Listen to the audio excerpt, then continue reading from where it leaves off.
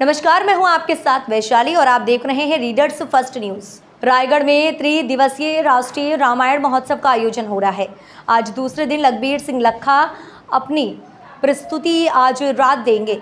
इससे पहले प्रेस वार्ता की हुई उन्होंने कहा कि हमारा देश शुरू से ही धार्मिक रहा है। भारत ऋषि मुनियों का देश है। ऋषि मुनियों ने हमें ज्ञान दिया और भले ही दुनिया ने कुछ भी दिया हो, मगर भारत ने दुनिया को ज्ञान दिया है जिसके बिना सब कुछ अधूरा है। भरोसे का नाम ही राम है। हमारे गुरुओं ने भी कहा है, जिसे भी मानते हैं उस पर भरोसा रखिए। सबरी ने भी राम पर भरोसा रखा कि कब आएंगे मेरे राम, और राम आए, दर्शन भी दिए। सबरी के भगवान राम के प्रति आस्था को लेकर बहुत ही सुंदर भजन लखबीर जी ने सुनाई। भूपेश बघेल सरकार की रामायण महोत्सव आयोजन की सराहना करते हुए कहा कि देश पश्चात सभ्यता की ओर बढ़ रहा है। ऐसे में बघेल सरकार ने सराहनीय कदम उठाया और लोगों को धर्म से जोड़ रहे हैं। हमारा देश युगों युगांतरों से धार्मिक देश रहा है। जहां तक मेरी नजर में ये जो कार्यक्रम हो रहा है, ये बहुत ही सराहनीय कदम है। माननीय मुख्यमंत्री जी ने, भूपेश जी बघेल, अमरजीत जी भगत, क्योंकि आज का युग आप सारे जानते हो, आप पत्रकार हो, समाज की रीढ़ हो आप,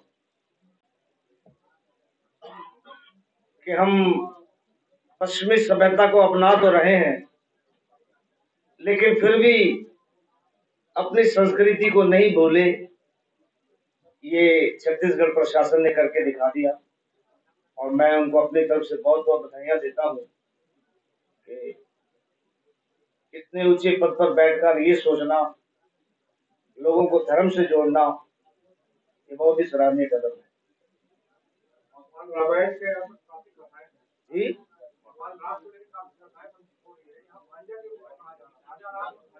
अभी मैंने आज तो पहली बार सुना ये। अच्छा वो आपने मुझे जानकारी दी। वैसे मैंने ये पढ़ा था कि माता कौशल्या की जन्मभूमि है रायगढ़ में। सन 74 में या 75 में पहली बार आया था। उस समय से लेकर आज बहुत बदलाव है और मेरी यही प्रार्थना है कि हम सारे प्रेम से रहें। आज के युग में इसको काफी कल्चर देखने को मिला है। इसको जीवित रखने की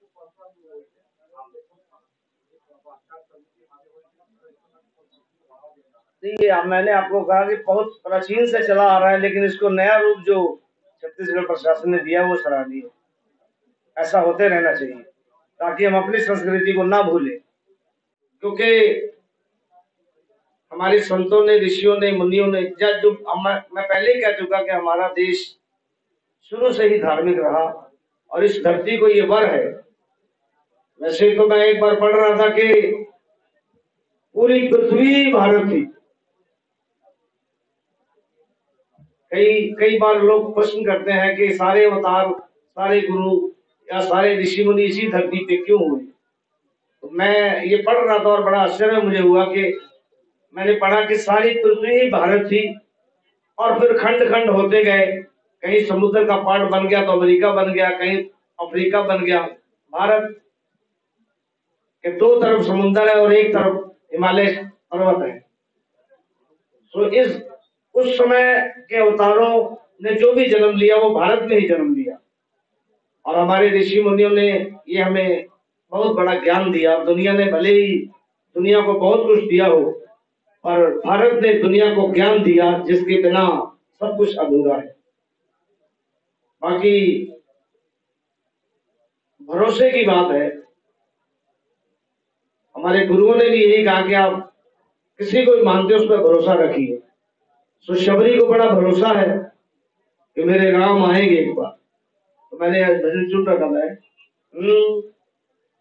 श्री राम मेरे घर आएंगे, मेरे राम मेरे घर आएंगे, मेरी कुटिया के भाग खुल जाएंगे, मेरी कुटिया के भाग खिल जाएंगे, मेरे राम मेरे घर। शाम को सुनाऊंगा, कोशिश करूंगा। फल मिलता है। तो जैसा समय हो वैसा उसको आप उपयोग कर लें।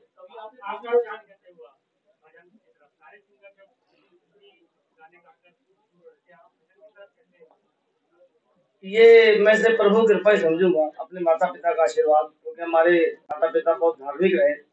मेरा जन्म जमशेदपुर में ही हुआ। जमशेदपुर मेरी जन्मभूमि है। और मैं यहाँ जब पहली बार आया था 74 में, तो ऑर्केस्ट्रा में गाने के लिए आया था। किसी शादी का फंक्शन था और उसमें ऑर्केस्ट्रा का कार्यक्रम करने के लिए आया था। लेकिन हमारी शुरुआत उस समय भजनों से होती है, फिल्मी भजनों से। और ये मैं समझता हूँ महादेव जी की कृपा हुई मुझ पर। 78 में मैं कांवड़िया संघ जमशेदपुर के साथ बाबा बैद्यनाथ के यहाँ गया और भोलेनाथ की कृपा हुई और मैं इस रास्ते पे आया। और इस रास्ते पे आके मैंने, बल्कि लगता है कि मैंने सब कुछ जीवन में पा लिया। और बहुत गए हैं, काफी नहीं, बहुत गए हैं। देखते हैं, जैसे राम जी की कृपा हुई शाम को सुनाएंगे। बस मैं यही कहूंगा कि हम आपसी मतभेद भुला के अपने देश के लिए काम करें, ताकि हमारा देश आज भी विश्व गुरु है। विश्व गुरु था नहीं, आज भी है। बस थोड़ी सी माँ सरस्वती हम सबको, हमारे मार्गदर्शन को सद्बुद्धि दे, ताकि हम सही राह पे चल सके और वो हमें सही राह दिखा सके।